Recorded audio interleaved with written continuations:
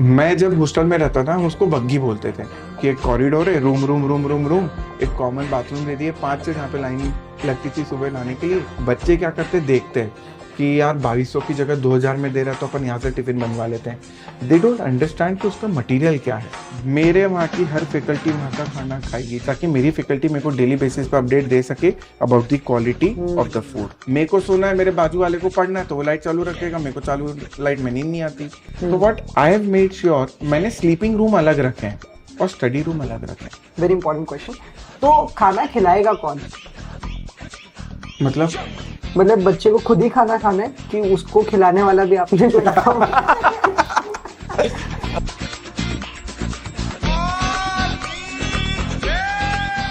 I have Mehul Desai sir with me. Mehul sir, इतना कुछ आपने अचीव किया लाइफ के अंदर, क्या कभी आपको ऐसा लगा था कि मेरे साथ पॉडकास्ट करना होगा?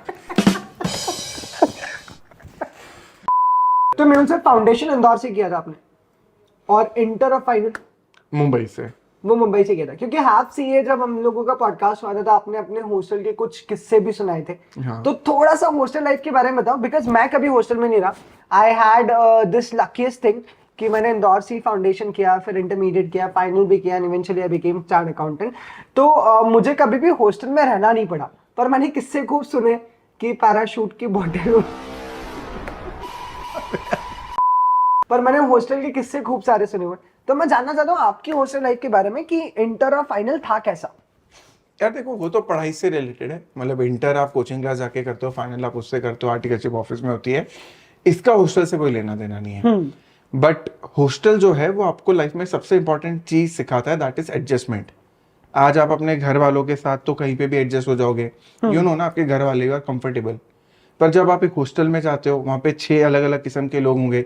मैं 6 इसलिए बोला क्योंकि मैं जिस हॉस्टल में रहता था वहाँ पे एक बड़ा सा हॉल था, उसके अंदर 6 बेड थे, तो 6 लोग एक ही हॉल में रह रहे हैं। सो उससे मुझे एडजस्टमेंट करना है लाइफ में कि दूसरों के साथ कैसे एडजस्ट किया जाता है। जैसे मैं आज तुम्हारे साथ एडजस्ट कर ही रहा हूँ, तो ये एडजस्टमेंट कहाँ से सीखा मैंने? एक सेकंड।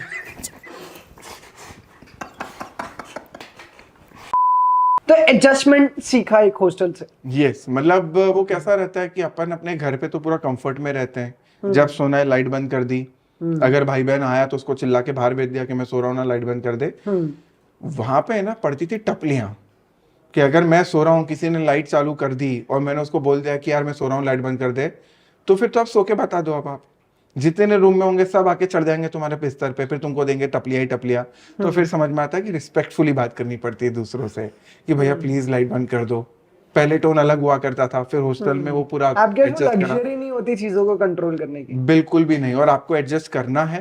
पर एक चीज और है कि ये जो हॉस्टल में लोग रहते हैं, जो टपलियां देते हैं, जब आपकी तबीयत खराब होती है तो खड़े भी बेचारे वही होते हैं। क्योंकि पेरेंट्स तो यार आपके घर पे है इंदौर में, मुंबई में मैं अकेला बुखार में हूँ, तो वही बेचारे आते हैं, डॉक्टर के पास लेके जाते हैं, फिर बीमार हो तो रात को दूध भी गर्म करके वही देते हैं। That is life basically.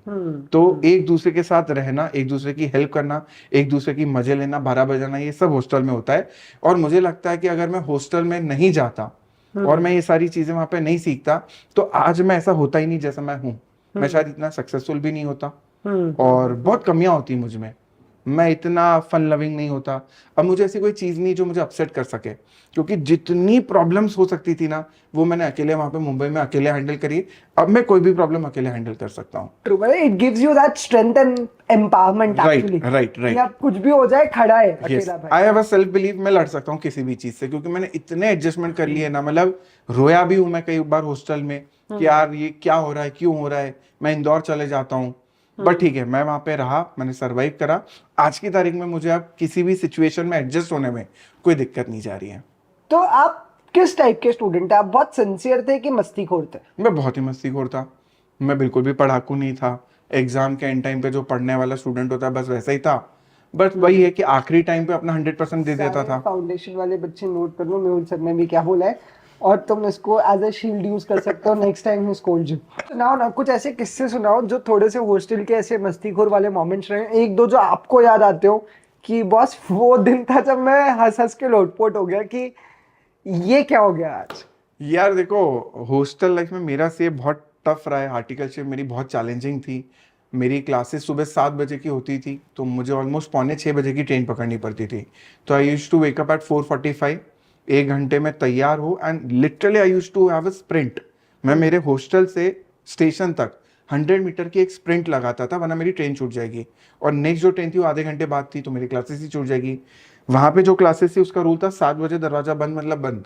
आपकी ट्रेन लेट हुई उससे उनको कोई लेना देना नहीं है। तो वो ट्रेन ना छोड़ने के लिए मैं 100 मीटर की स्प्रिंट लगाता था, रोड बिना देखे क्रॉस करता था, मैं पागलों की तरह भागता था। रोज ट्रेन में बैठने के बाद एक बार तो ऐसा लगता था भाई कि इधर उधर नहीं देखता हूँ, किसी दिन भी कोई गाड़ी उड़ा देगी, but I had no option. दौड़ना था तो दौड़ना था। ये जो चीज है, ये मुझे अब ऐसा लगता है कि किसी ने मेरे को टफ बनाया है। वो जो टाइम लिमिट्स होती है, कि डेडलाइंस होती है, आज मैं अगर उसको चेस कर पाता हूँ तो वो, क्योंकि मैं वो 100 मीटर की स्प्रिंट से कभी बैकआउट नहीं करा। जो होगा देखा जाएगा, पर टारगेट क्या है, ट्रेन में पहुंचना है। तो मैं दौड़ता था पागलों की तरह। फिर वहां से भी जब स्टेशन पे ट्रेन रुकती थी, फिर क्लासेस तक जाना है, तो आई हैड एन ऑप्शन। अगर ट्रेन टाइम पे आ गई वहां पे, तो मेरे को एक कटिंग और एक पार्ले जी के 2 रुपए का बिस्किट मैं हमेशा बैग में रखता था। तो एक कटिंग चाय और एक पार्ले जी, बस उतना मेरा ब्रेकफास्ट होता था, और फिर तुरंत वापस क्लास में जाओ। पर अगर ट्रेन लेट हो गई, कभी बाई चांस 5 मिनट लेट हो गई, तो वो आधी कप चाय पीने का भी टाइम नहीं रहता था। तो फिर भूखे पेट ही चले जाओ क्लास, और फिर वहां पे 10 बजे तक बैठो। 10 बजे वहां से क्लास से निकलो, तो मेरा जो प्रिंसिपल था आर्टिकलशिप वाला, उसका प्रेशर कि 10:30 बजे ऑफिस आना ही है, वरना आपका हाफ डे लग जाएगा। तो फिर उसमें इशू आएगी। इसमें एक बैकग्राउंड में गाना डाल दो, सारी उम्र हम मर मर के जी, तो वो स्ट्रगल और अच्छा लगेगा। नहीं बट रियली मतलब रोडीज वाला सल्यूट है आपको, the kind of struggle you really had over a period of. तो मेहुल सर, जितना मैं आपको सुन पा रहा हूँ, आई थिंक जो गुरुकुल का कॉन्सेप्ट है वो इन स्ट्रगल से ही निकल के आया है। If there is a problem then there is an invention. Correct. So I think जो गुरुकुल में अपनी आइडियोलॉजी थी कि एक ऐसी प्लेस होनी चाहिए कि हॉस्टल भी वहीं हो और क्लासेस भी वहीं हो, ताकि किसी को 100 मीटर स्प्रिंट करके ना जाना पड़े। राइट, क्योंकि वो फेज ऐसा है जो मैं कभी लाइफ में नहीं भूलूंगा। अगर कोई रोज मतलब लिटरली जान जोखिम में डाल के स्प्रिंट मार रहा है, तो वो चीज मैं कभी भूल नहीं पाऊंगा। इसलिए मैं चाहता हूँ यार, अपने वहाँ के बच्चों को ये स्ट्रगल ना हो, वो सीधा उठे और वो क्लास में जा सकते हो। उसको ट्रैवलिंग टाइम नहीं देना चाहिए। मतलब अपने डेली रूटीन के काम करना है तुमको, ऐसा नहीं कि उठ के सीधे क्लास। ट्रैवल नहीं करना पड़ेगा, that is an option that is available in Gurukul. तो सर बताओ थोड़ा सा कि गुरुकुल है क्या, व्हाट इज द कॉन्सेप्ट, क्योंकि बहुत सारे students are inquiring from all over the nation. मतलब अभी अपनी जो टेलीकॉलिंग टीम है और जो सेल्स टीम है, they are having lots of inquiries कि कब गुरुकुल आने वाला है, कैसा स्टे मिलेगा, कहाँ रहेंगे, क्लासेस वहीं होगी नहीं होगी। So there are lots of doubts. तो पहले तो कॉन्सेप्ट क्या है आप ये बता दो, फिर मैं थोड़े थोड़े आपसे एक बीइंग अ स्टूडेंट क्वेश्चन पूछना चाहता हूँ अबाउट गुरुकुल। करेक्ट। सो यार, कॉन्सेप्ट इज वेरी क्लियर।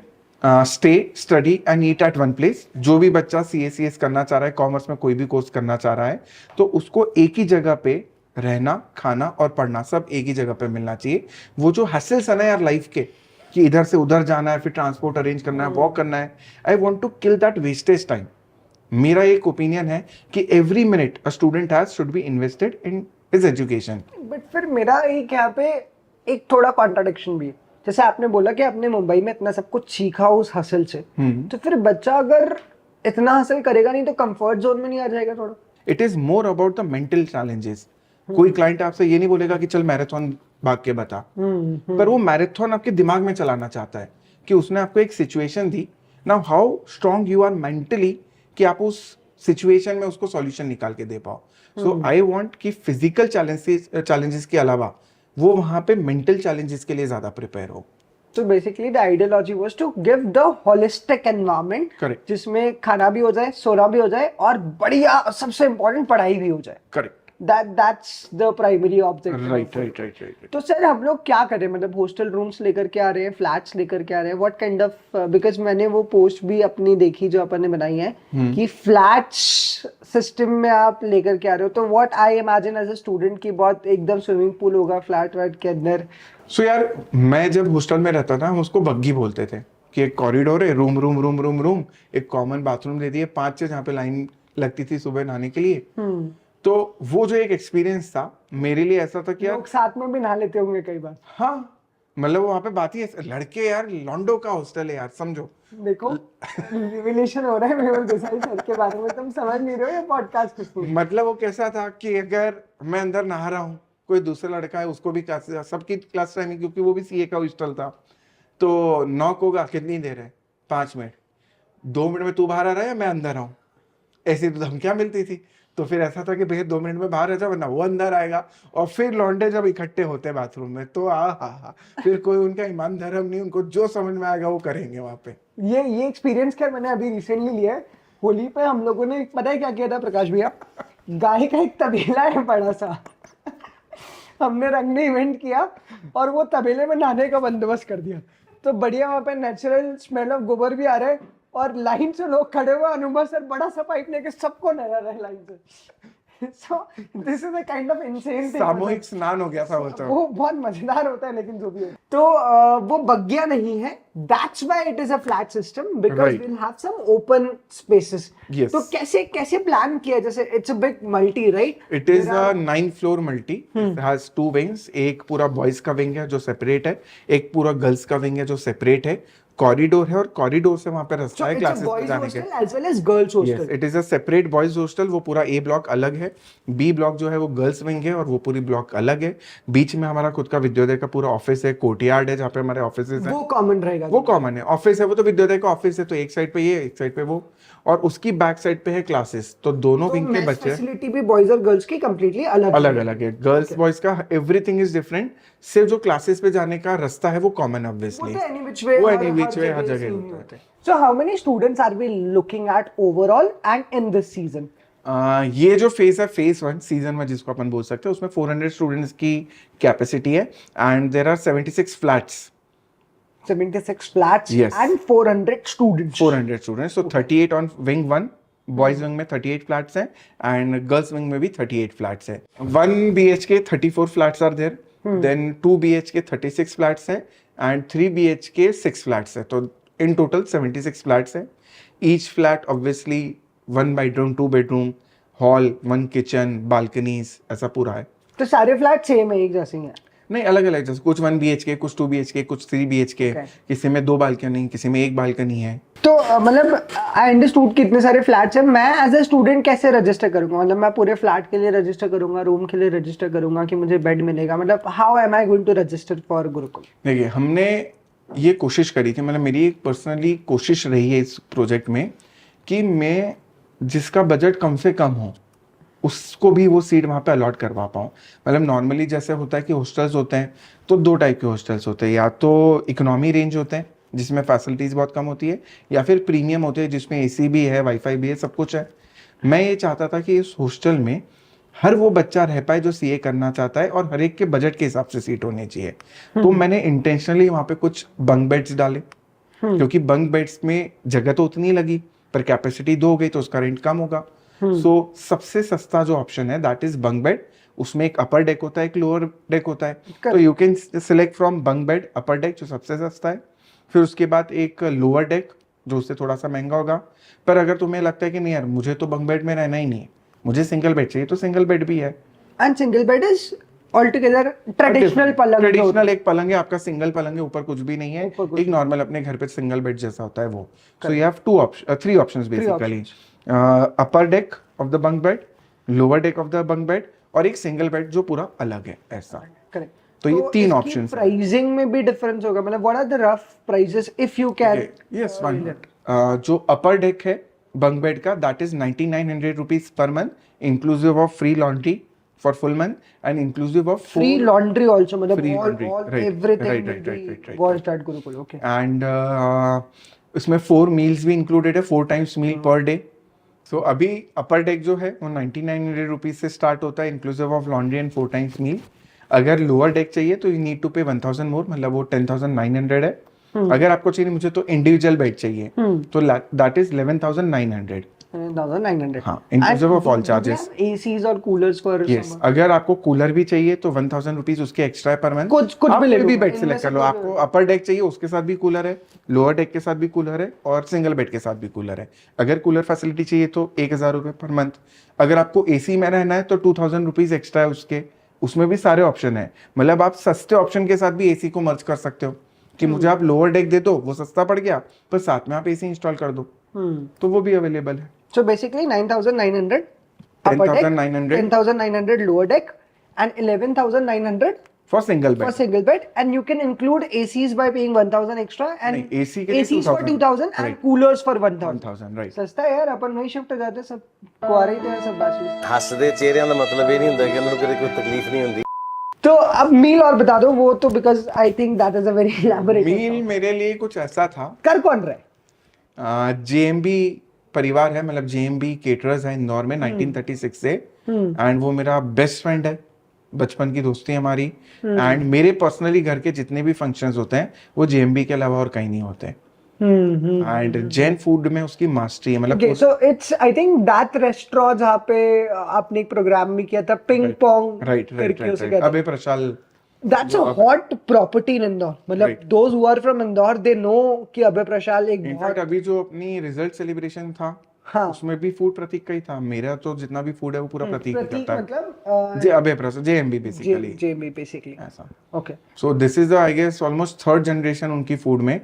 दादाजी थे वो भी फूड में यही और पूरा एक जेएमबी केटरिंग भी है जिन्होंने शायद अंबानीज के अभी केटरिंग करी दे हुई आर है। All same families basically. ये अलग मतलब वो होता है ना, दादा के साथ फिर न्यूक्लियर फैमिली अलग होती जाती है। But that's really good. जिन जिन लोगों ने अंबानी के यहाँ केटरिंग करी हुई है, अगर वही सेम ब्रांड नेम, भले यूनिट डिफरेंट हो, बट वो अगर गुरुकुल के लिए कुछ भी बना रहे हैं, so it's only a matter of proud on me, right right and it's going to be very ravishing. I am very sure about that. Correct. And इसमें मैं जब हॉस्टल में था ना, तो एक बहुत बड़ी प्रॉब्लम आती थी कि जैसे यार हॉस्टल में उन्होंने तुरई की सब्जी बना दी, गिलकी की सब्जी बना दी, टेंसी टिंडे नहीं भाते यार, मतलब यार ऐसा भी नहीं होना चाहिए यार।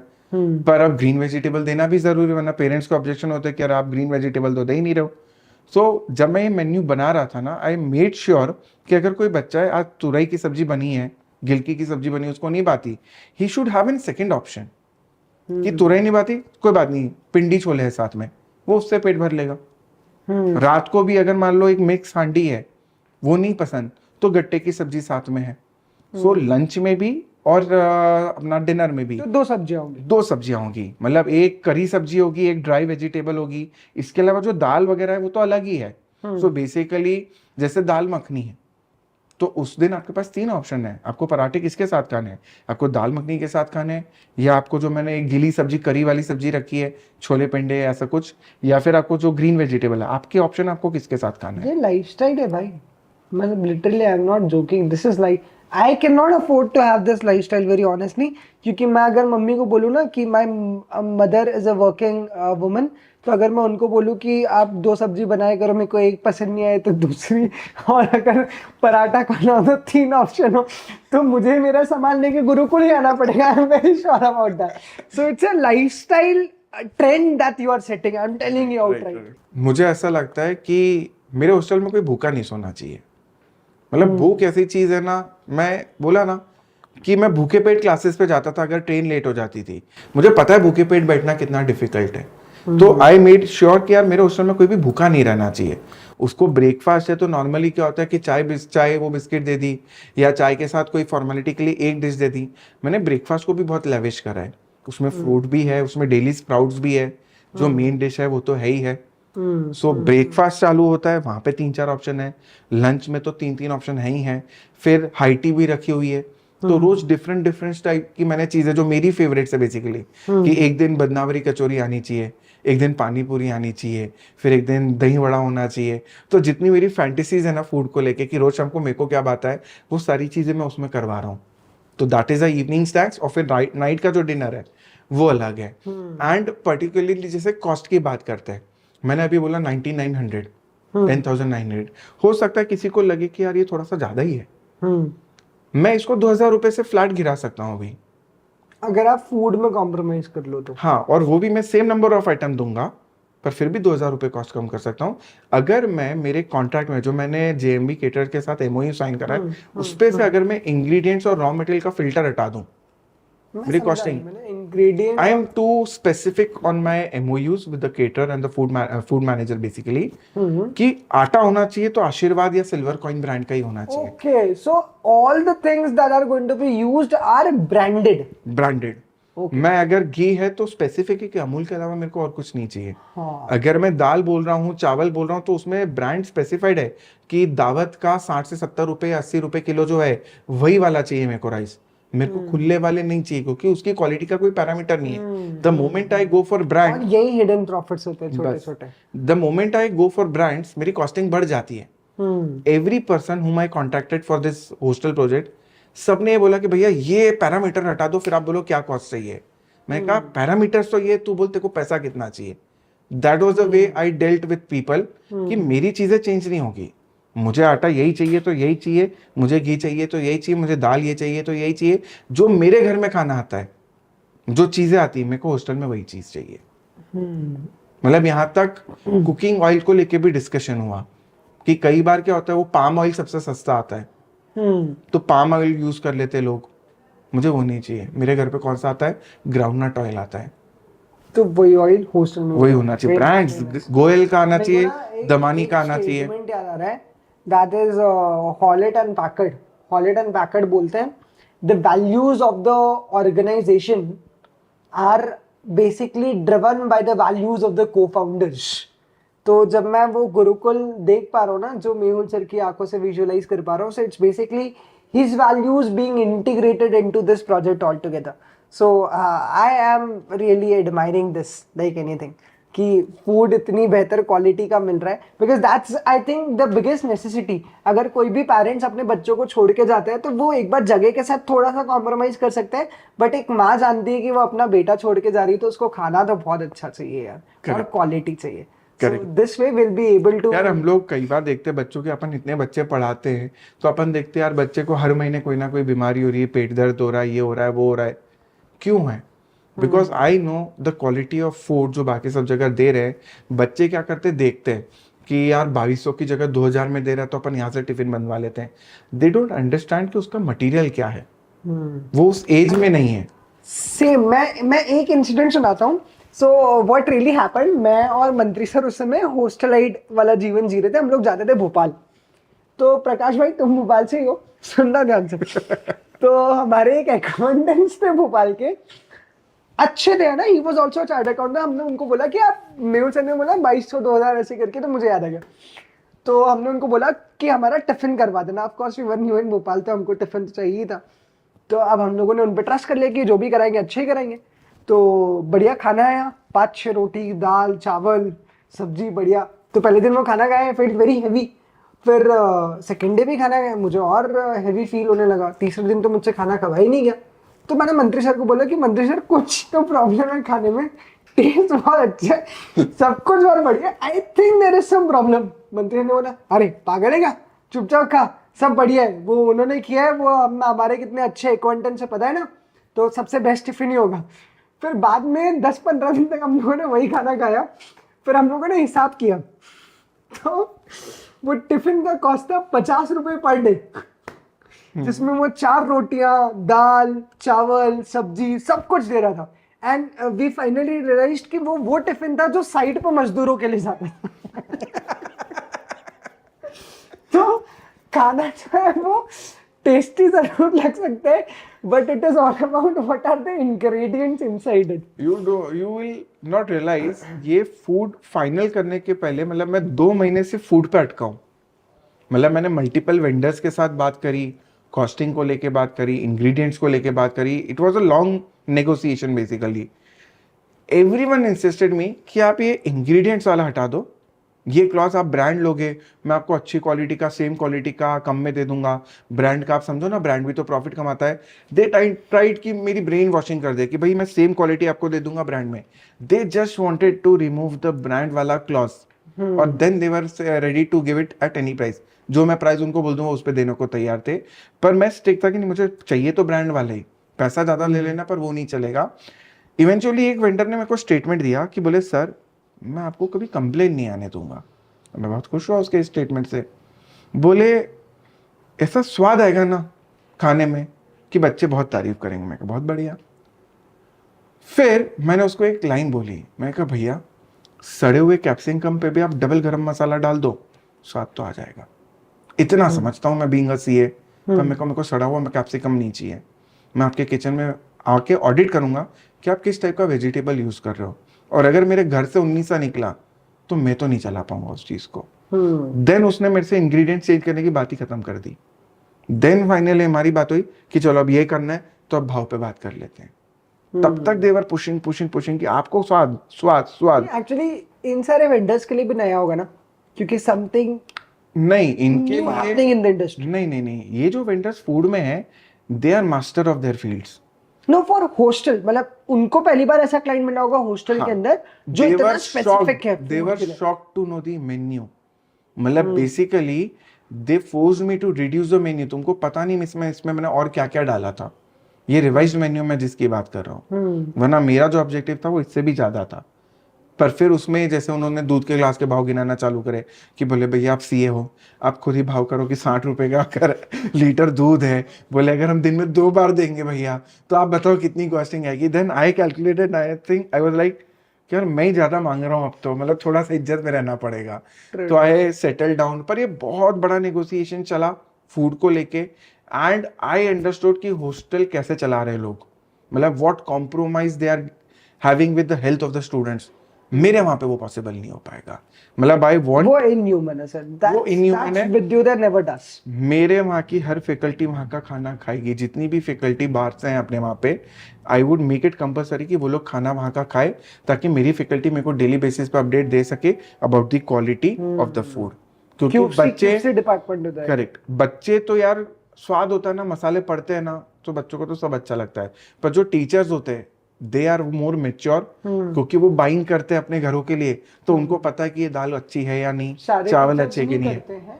कुछ टीचर्स के पास लिबर्टी भी होती है। हाँ सो ये था यार फूड का। करेक्ट। तो अब फाइनली एक और चीज बता दो, क्या इंक्लूजन है और क्या एक्सक्लूजन है गुरुकुल में, and I think we are all set. अब मुझे ऐसा लगता है इट इज टू क्लोज। अभी आपने मेरे आधे ऑब्जेक्टिव्स भी नहीं सुने, मेरे विजन आधे भी नहीं पता आपको तो गुरुकुल बारे में।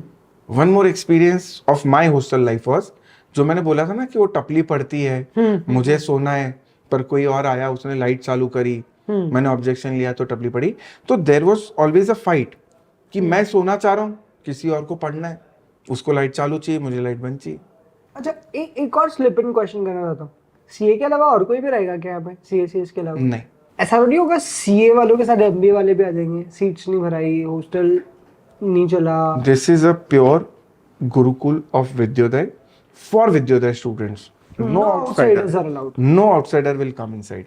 800 सीएसीएस के बच्चे जो विद्योदय के ही होंगे, सिर्फ वही उस प्रॉपर्टी पे रहेंगे। ये तो सिनर्जी होती है फिर, मतलब it will boost confidence like anything, मतलब फैमिली वाला फील पूरा आ जाएगा, because everybody is trying to achieve the same motive. जब गोल सेम होता है, जर्नी सेम होती है, तो ऑटोमेटिकली बॉन्ड बन ही जाता है। एक्चुअली बेस्ट पार्ट जैसे मैं जिस हॉस्टल में था ना मुंबई में, it was pure CA student वाला, मतलब 10-15 सीट थी एमबीबीएस वालों के लिए, बाकी मेजरली पूरा सीए का था।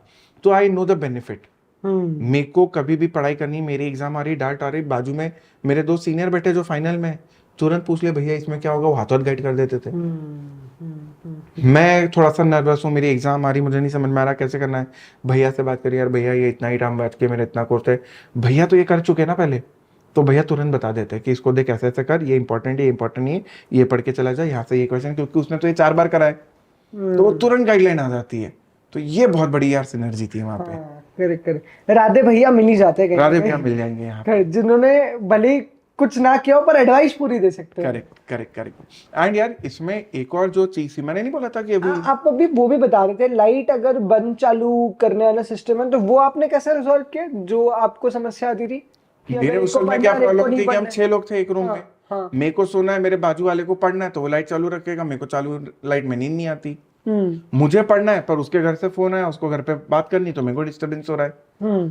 तो यार वो बहुत इरिटेटिंग था कि मैं थक के आया हूँ आर्टिकलशिप से, आई नीड अ नैप, मेरे को सोना है, बाजू वाला वहां पे गाने सुन रहा है, बाजू वाला फोन पे बात कर रहा है, बाजू वाला पढ़ रहा है, मेरी तो नींद ही नहीं पूरी हो रही।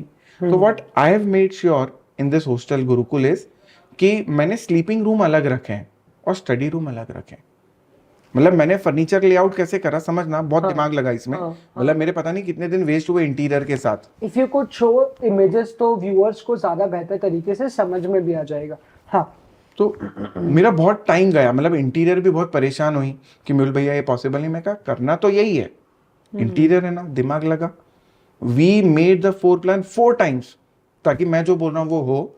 एंड मेरा एक सिंपल सा रूल था कि अगर एक 2 BHK फ्लैट है और अपन क्या क्या देते हैं फर्नीचर में, अपन एक बेड देते हैं, अपन एक वार्डरोब देते हैं और एक स्टडी टेबल देते हैं, राइट। तो मैंने उस इंटीरियर को बोला कि एक रूम बना ले स्लीपिंग रूम, वहां पे बेड और वार्डरोब होने चाहिए, वहां पे स्टडी टेबल मत डालना। दूसरा एक रूम है उसको प्योरली स्टडी रूम कर दे, वहां पे कोई बेड नहीं होगा, कोई वार्डरोब नहीं होगा, वहां पे सिर्फ 4 बच्चों के या 3 बच्चों के स्टडी टेबल होंगे।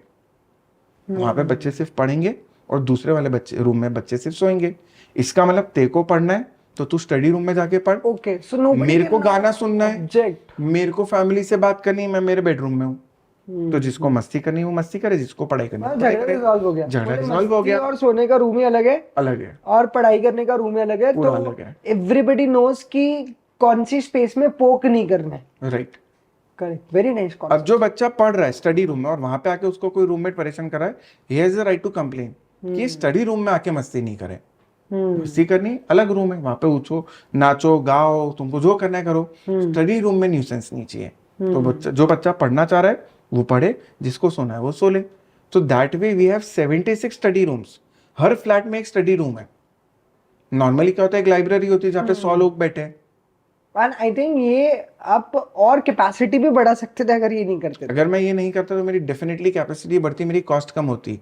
पर मैं कुछ सीट बढ़ा के 500 रुपए कॉस्ट कम करके, अगर मेन जो पर्पस है एजुकेशन का, अगर मैंने एजुकेशन ही कॉम्प्रोमाइज कर दिया कि कोई बच्चा पढ़ना चाह रहा है पर कोई गाने सुन रहा है, कोई फोन पे बात कर रहा है, तो क्या मतलब निकला ना उस कॉस्ट कम करने का। नहीं, I remembered and very honestly the objective is to uplift the level of education.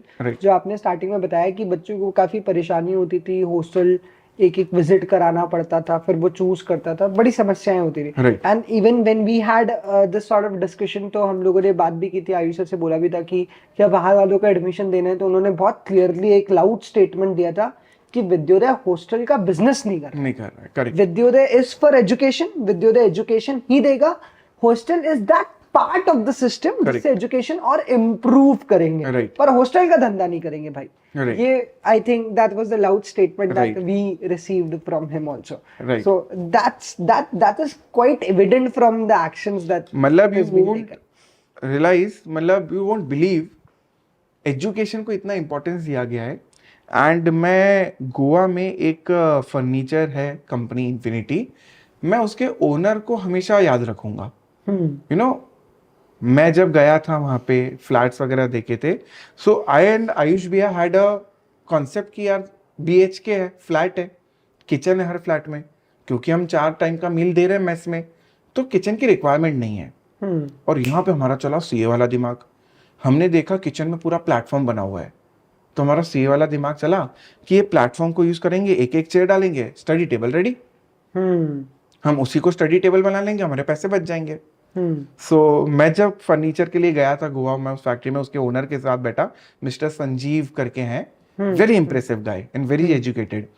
सो उनको मैंने बेड की रिक्वायरमेंट बताई कि मुझे ऐसा ऐसा बेड चाहिए, वार्डरोब की बात हो गई, मैंने स्टडी टेबल की बात ही नहीं करी। क्योंकि मेरे माइंड में तो ये था ना कि सिर्फ चेयर लाके रखनी है किचन के प्लेटफॉर्म पे, तो देयर इज अ प्लेटफॉर्म, हम ऊपर एक स्टोरेज दे देंगे ज्यादा से ज्यादा और चेयर लगा देंगे, हो गया हमारा, स्पेस भी बच गई हमारी। एक पूरे हर फ्लैट पे एक एक पूरा रूम बच गया। मुझे बता दे कि वो क्यों नहीं किया। अब हम उसके साथ बैठे, मैं बैठा उसके साथ, फिर उन्होंने सारी चीज पूछी, फिर उन्होंने पूछा कि यार एक बात बताओ, तुम हॉस्टल कर रहे हो, हर हॉस्टल में हम तो जितने भी प्रोजेक्ट करते हैं उसमें स्टडी टेबल भी देना चाहिए, तो आपके स्टडी टेबल क्यों आप ऑर्डर नहीं दे रहे हो, मतलब आप कहीं और से कर रहे हो अरेंज की क्या। तो मैंने ऐसा खुद को मन में करा कि अरे अंकल दिमाग है हमें, हमारे पास है ना अंकल एक किचन है, एंड किचन में हम चेयर लगा देंगे और वो प्लेटफॉर्म है ना, हम उसको स्टडी टेबल की तरह यूज करेंगे। Now the quality of guy, he said कि सर मैं फिर ये प्रोजेक्ट ही नहीं करूंगा आपके साथ। मैं कहा मतलब, बोले अगर आप स्टडी टेबल नहीं लोगे तो मैं आपके साथ ये प्रोजेक्ट करने में इंटरेस्टेड नहीं हूं। तो मैं तो समझ नहीं पाया कि ऐसा कैसे बात, मतलब क्या हो गया, मतलब कंपलसरी क्या स्टडी टेबल, नीचे तो नहीं चाहिए। ही सेड कि सर मेरे बाल देखो पूरे वाइट थे। बोला मेरी एज देखो, वेरी सीनियर गाय, मतलब ऑलमोस्ट 65-70 की एज पे होगा। बोले बहुत पैसा है मेरे पास। बोले आपने मेरी ये एक फैक्ट्री देख ली, अभी आपको दूसरी फैक्ट्री भी दिखाएंगे। बोले मैं ना काम पैशन के लिए करता हूँ। बोले फैक्ट्री चलाना कल बंद हो जाए मेरे को कोई फर्क नहीं पड़ता, मेरे पास बहुत है। बोले पैशन है मेरा, फर्नीचर इज माई लव। बोले द मोमेंट यू सेड कि you are an education company, बोले आप सबसे इंपॉर्टेंट चीज पे तो सैक्रिफाइस कर रहे हो। बोले आप एजुकेशन के लिए बुला रहे हो और आप स्टडी टेबल नहीं दे रहे हो। तो आई वाज लाइक कि अंकल आपने सुना नहीं क्या, मतलब दे तो रहा हूँ स्टडी रूम, किचन में बना रहा हूँ। Then he made me realise कि बोले एक काम करो, टेबल पे बैठे उन्होंने एक बुक सामने ऐसे कर दी।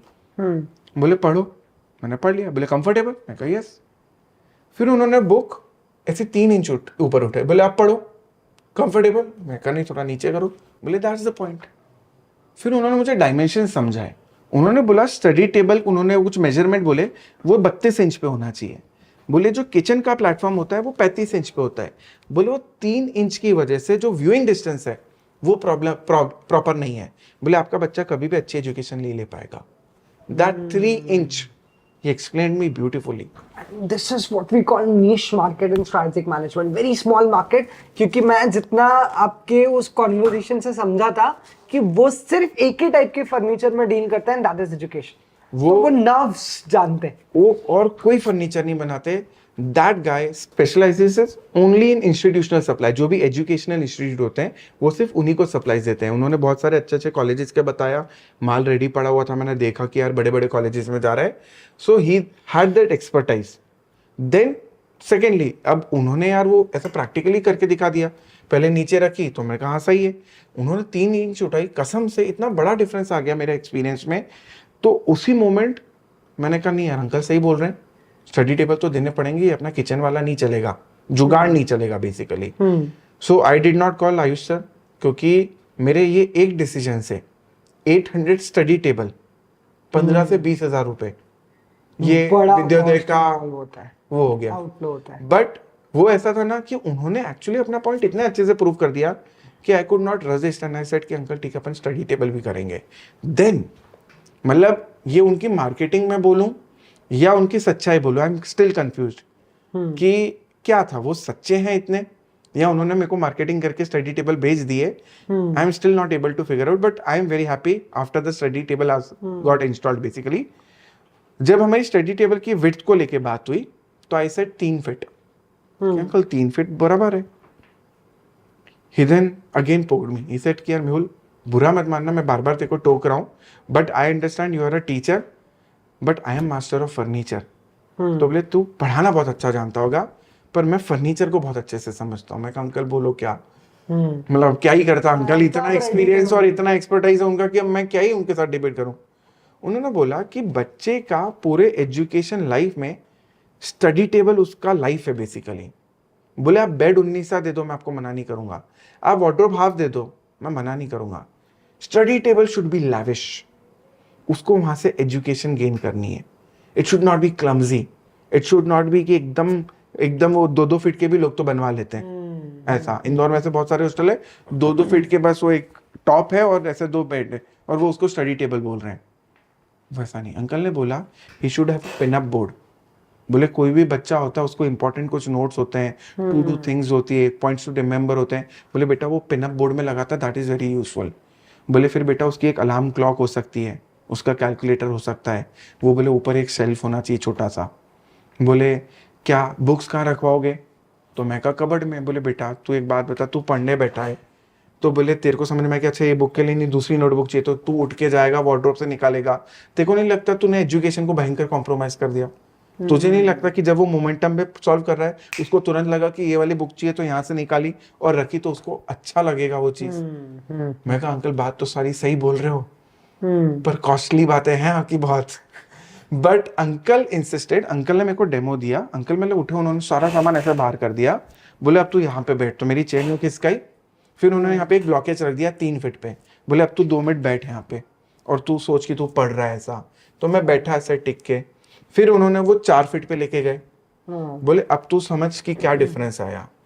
And I understood the difference. तो 3 फिर फीट के आपने टेबल में 4 फीट वाला, ये ना अंकल के पापा ने उनको कभी ये नहीं बताया कि वो जो टिपिकल इंडियन डैड बनाते ना, बोले हम मोमबत्ती जला के पढ़ते थे, हम स्ट्रीट लाइट के नीचे पढ़ते थे, हम तैर के स्कूल जाते थे। अंकल के मेरे हिसाब से फादर बिल्कुल एकदम लग्जरी, बोले बेटा यही है स्टडी टेबल, तो तेरी ऐसी लग्जरी और वैसी लग्जरी, इसलिए अंकल भी इतनी बढ़िया लग्जरी टेबल दे रहे। नहीं, पर देखो फ्रैंकली बोलूं तो I had some space issues वहां पे। मतलब वो कैसा है कि फ्लैट के कुछ डायमेंशंस थोड़े से ऑड होते हैं, तो कुछ ऐसे फ्लैट्स है जहाँ पे 4 फीट का टेबल नहीं आ पाया, तो वहां पे मुझे कॉम्प्रोमाइज करना ही पड़ा, मेरा हाथ में ही नहीं था। तो हमारे पूरे 76 फ्लैट्स में कुछ टेबल 4 फीट के हैं, कुछ टेबल 3 फीट के हैं, दोनों है मेरे पास आज के वक्त, सारे 4 फीट के नहीं है। अब तुम वहां पे जाके देखना, यू विल अंडरस्टैंड कि 4 फीट का टेबल 4 फीट का ही होता है। वो एक प्रीमियम लग्जरी है। 3 फीट का भी बहुत अच्छा, उसमें भी पिन अप बोर्ड है, पर वो साइज में छोटा हो गया। अब मेरे पास जगह नहीं थी तो मैं कैसे ही डालता ना, तो वहां पे कुछ टेबल 3 फीट के, कुछ टेबल 4 फीट के, both are excellent quality, but uncle had a point. ऐसा मतलब वो मैं अभी जब इंस्टॉल हुआ ना, तो आई फेल्ट सो प्राउड कि भले मेरे सारे को फाउंडर मेरे को गालियां दी कि साला इतना महंगा फर्नीचर खरीद के आया, पर जिस दिन बच्चा बैठेगा ना, को फाउंडर को रियलाइज होगा कि बहुत अच्छा फर्नीचर आया है। True true true true. ये मेहुल सर ने अपनी मार्केटिंग में नहीं, ये मतलब कट कर देना। मैंने कोशिश करी कि गालियां कम पड़े। बट यार वेरी ऑनेस्टली बिजनेस लगता है कितना आसान है कि बस यही करना है और इतना ही करना है, फर्नीचर ही तो लगाना है, एक्सेल ही तो बनानी है। But then how difficult it is from the other side of the fence, कितनी बारीकियां लगती, कितनी सोच लगती है। और कोई पॉइंट नहीं सर ऐसा कुछ जो बहुत स्पेशल है, क्योंकि मेरे पास तो क्वेश्चन है नहीं, अब आप ही बता सकते हो कि जिस डायमेंशन से आपने सोचा है nobody is even close I guess.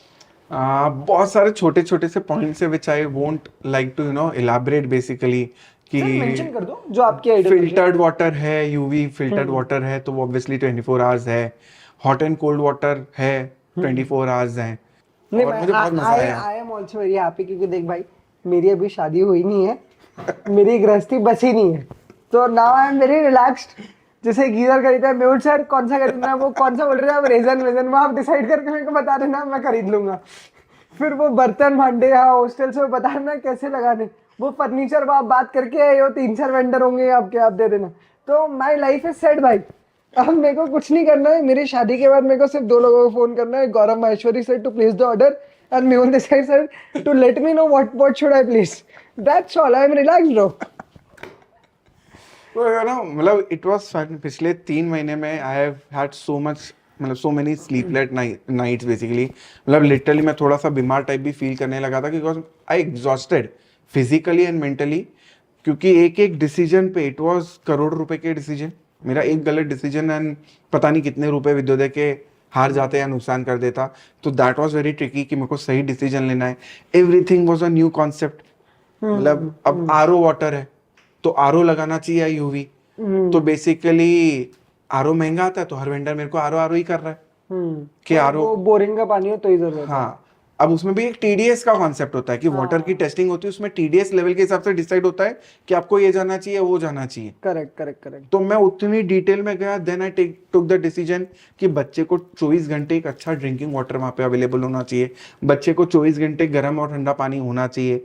Laundry machine, तुम मेरा यूट्यूब देखना, उसमें जो कमर्शियल लॉन्ड्री मशीन्स हैं, मैंने उसका पूरा एक्सप्लोर करा था कि अगर अपने को बच्चे को लॉन्ड्री सर्विस देनी है तो वो किस टाइप का प्लांट होगा, छत पे कितनी स्पेस लेगी, उसकी क्या कॉस्टिंग, मैं वो सारा रिसर्च करके बैठा हूँ। एंड अभी जैसे पिछले 3 महीने से मेरे दिमाग में सिर्फ गुरुकुल गुरुकुल गुरुकुल चल रहा है। जो भी बात बंदा मिल रहा है मैं उससे सिर्फ यही सारे डिस्कशन कर रहा हूँ। तो मैंने मेरी वाइफ से भी सजेशन ली, क्योंकि वो भी हॉस्टल में रह चुकी है। तो आई आस्क्ड कि यार लॉन्ड्री सर्विस हमको देनी चाहिए या नहीं, तो मेरी वाइफ ने क्लियरली मना कर दिया। हॉस्टल में मिले थे? नहीं नहीं, अच्छा नहीं, हमारी अरेंज मैरिज है। सो उसने क्लियरली मना कर दिया and she had her valid points basically. तो उसने बोला कि यार तुम लॉन्ड्री के नाम पे अगर अलग से पैसा लोगे तो बोले कोई बच्चा क्यों देगा, बोले कपड़े खुद ही धो लेगा। तो आई वाज लाइक तू धोती थी? मेरे डायरेक्ट क्वेश्चन रिएक्शन ये था कि तू ज्यादा वो मत कर, तू धोती थी क्या? बोले हाँ। बोले 500 रुपए कौन देगा? देन आई रियलाइज कि यार हॉस्टल में मैं ही धोता था कपड़े। इवेंचुअली 1 महीना फिर तो मैं किसी और को दे दिया था, क्योंकि मुझे यार वो ऐसा लगता है, मतलब मेरा एक पर्सनल बिलीफ है, every minute of a student should go into education, या फिर टेकिंग रेस्ट, रिलैक्सेशन।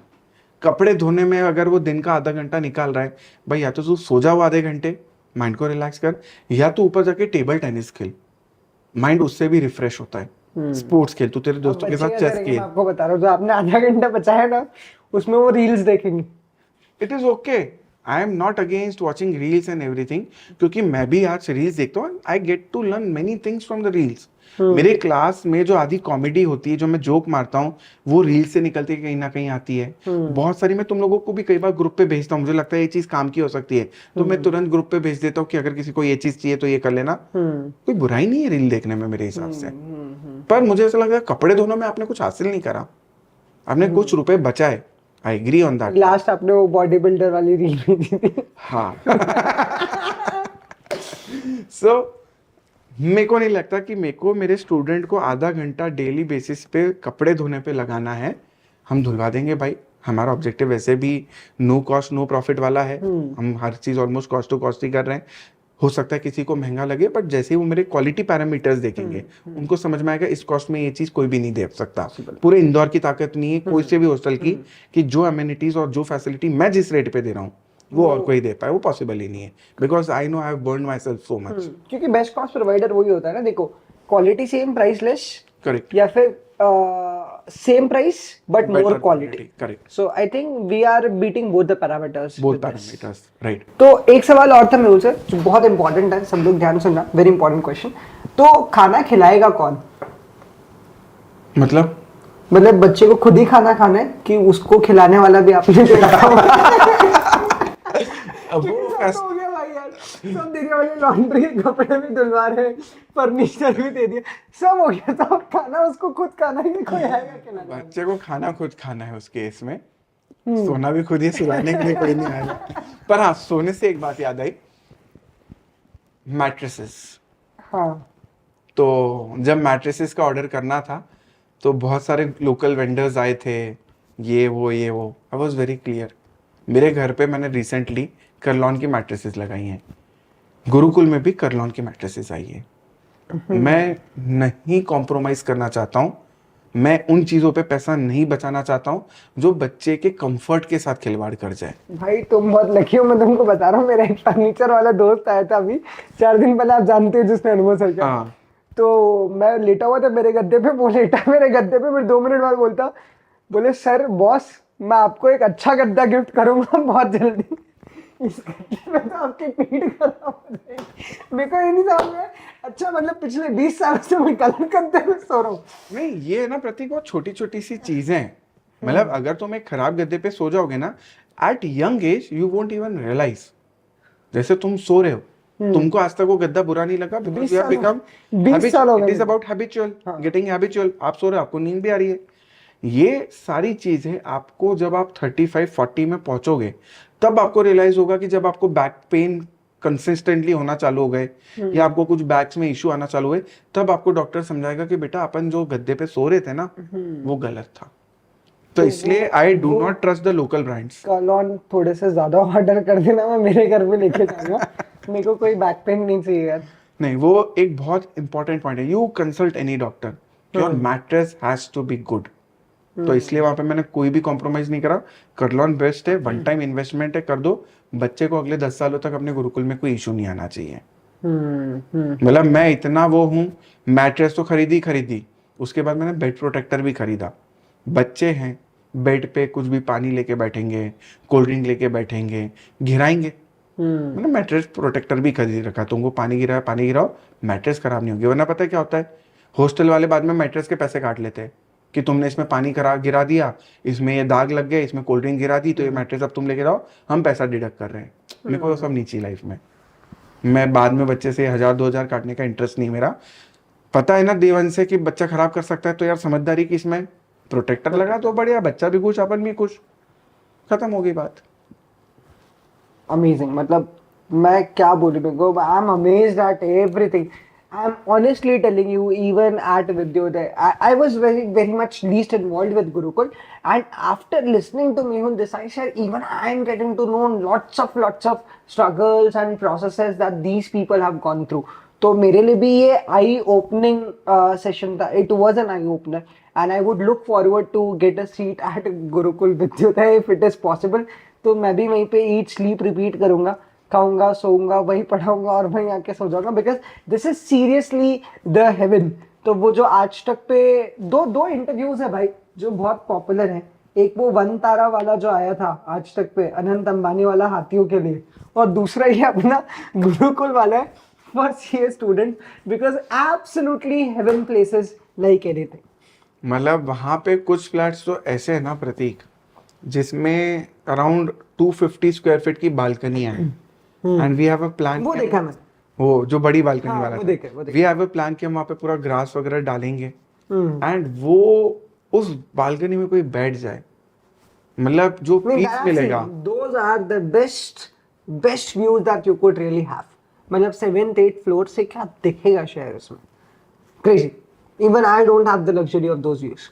अब इसके अलावा यार जो कॉमन फीचर्स है, सिक्योरिटी गार्ड्स है, तो आई हैव प्लेस्ड 7 गार्ड्स.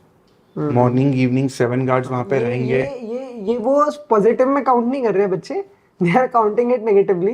वो बच्चे हैं इसलिए उस चीज की इम्पोर्टेंस नहीं Parents के समझेंगे. लिए बहुत पेरेंट समझेगा. जब एक पेरेंट खंडवा में बैठा है, बुरहानपुर में बैठा है, सुजालपुर में बैठा है और उसके कलेजे का टुकड़ा है मेरे वहाँ पे, तो उसकी सिक्योरिटी मेरी जवाबदारी है. And why we see security as a negative point, वो सिक्योरिटी गार्ड तुम्हारे भले के लिए हैं.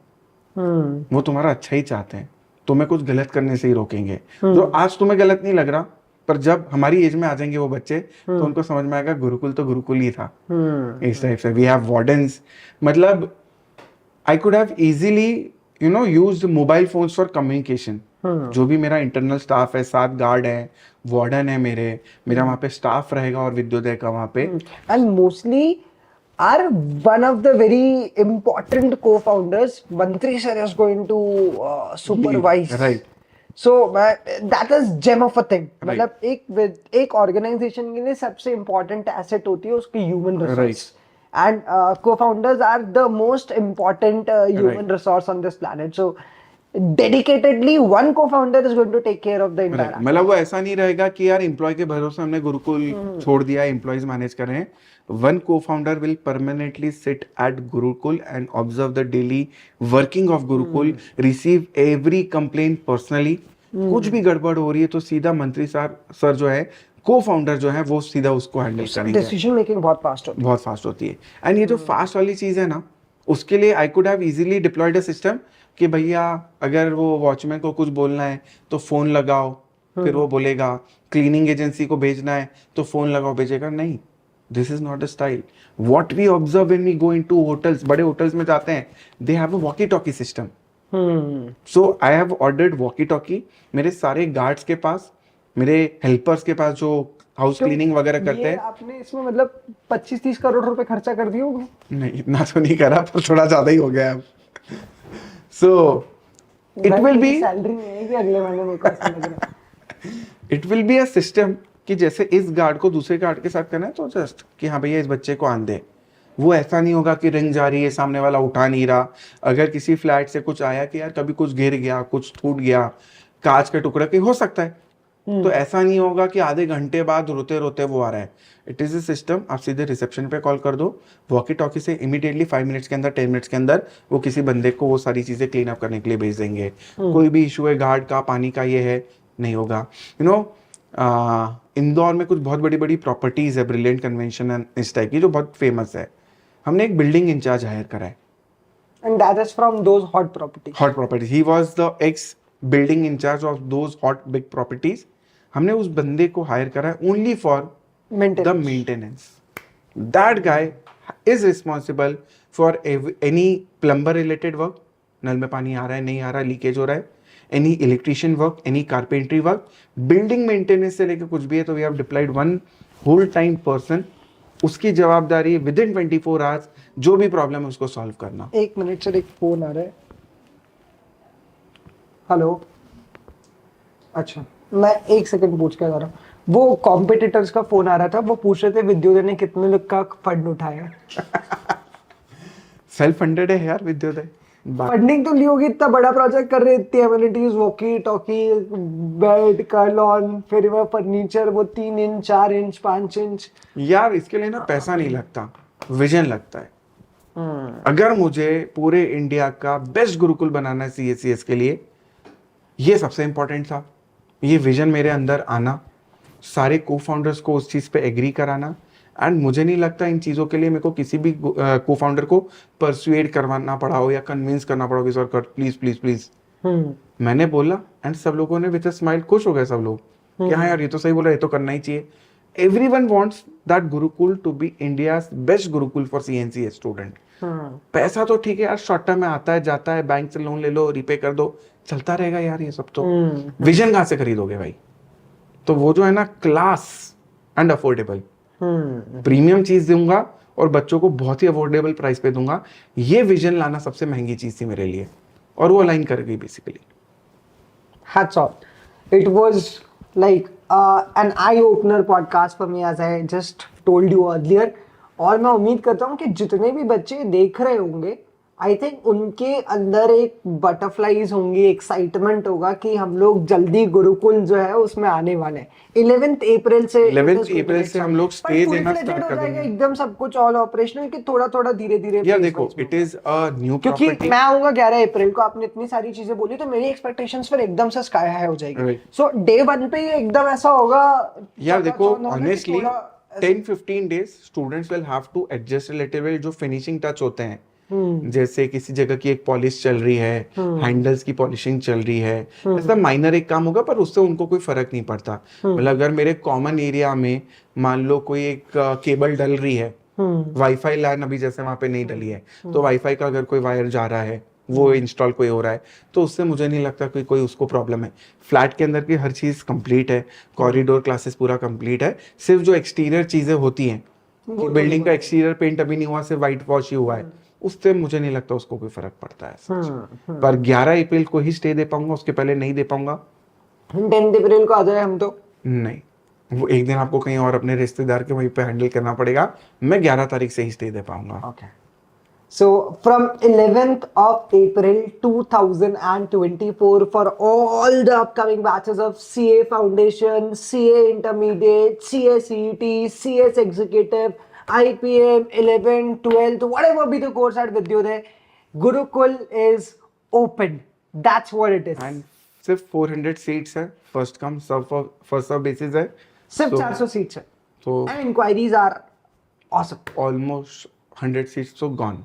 अब वो कैसा है कि we are not charging different for 2 seater and 3 seater seat, because ये टोल्ड ना कि हमारा इंटेंशन प्रॉफिट कमाना नहीं है।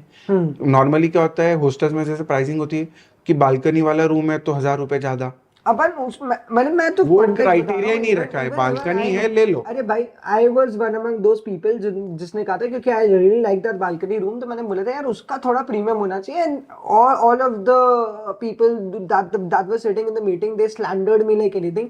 उन्होंने बोला भाई इतनी बारीकी में सोचने का समय नहीं है, it's all about giving more and more services to the students, and it's about providing and uplifting the level of education. ये सब बाद में कर लेंगे। राइट। तो वेरी क्लियर कि वो ऐसा नहीं है कि ये प्रीमियम है या ये फ्लैट थोड़ा अलग है या ये रूम थोड़ा सा अलग है या 3 इंच टेबल है या 4 इंच टेबल है तो price. I would just personally request all the viewers basically, seat पहले बुक करा लो, तो प्रीमियम सीट्स मिल जाएंगी, विद बालकनी वाली मिल जाएंगी, या सिंगल बेड अगर अवेलेबल होंगे तो वो पहले मिल जाएंगे, बालकनी वाला रूम पहले मिल जाएगा, ये पहले हो सकता है।